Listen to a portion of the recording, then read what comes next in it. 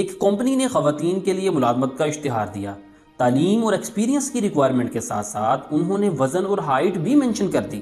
اب انٹرویو دینے والی بہت سی خواتین میں ایک خاتون ایسی بھی تھی جس کا قد صرف آدھا انچ کم تھا۔ اس نے اس کمی کو لمبی ہیل پہن کر پورا کر رکھا تھا۔ اب ججز نے اس چیز کو آبزرو کر لیا اور اس کو جاب نہیں دی گئی۔ اب یہاں پہ نوٹ کرنے والی بات یہ ہے، اگر آپ کا قد کم ہے تو آپ اس کو ہیل پہن کر پورا نہیں کر سکتے۔ اسی طرح اگر آپ زندگی کے کسی بھی امتحان میں کامیاب نہیں ہو پا رہے تو آپ کسی کو الزام دے کر، احتجاج کر کے، ڈپریشن لے کے، کسی کو برا بھلا کہہ کر، کسی کے ساتھ حسد کر کے اس ناکامی پر پردہ نہیں ڈال سکتے۔ ہاں، آپ جو کام کر سکتے ہیں وہ یہ ہے، سب سے پہلے اپنی ناکامی کو تسلیم کریں۔ جیسا کہ روبن شرما اپنی کتاب Who Will Cry When You Die میں لکھتے ہیں، ریممبر دیٹ اویئرنیس پریسیڈز چینج، یعنی تبدیلی سے پہلے اس کے بارے میں اویئرنیس بہت ضروری ہے۔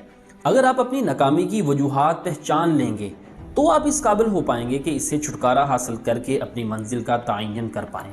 اپنی زندگی کو ری شیپ کریں، ری شیڈیول کریں، زیادہ انرجی، زیادہ توانائی، پلاننگ اور ٹائم ٹیبل کے ساتھ اپنی منزل کے حصول کے لیے آگے بڑھیں اور اس کو حاصل کر لیں، کیونکہ آپ یہ کر سکتے ہیں اور آپ ہی کو یہ کرنا ہے۔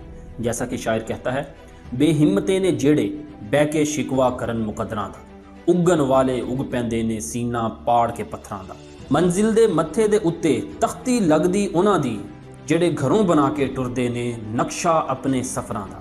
شکریہ، السلام علیکم۔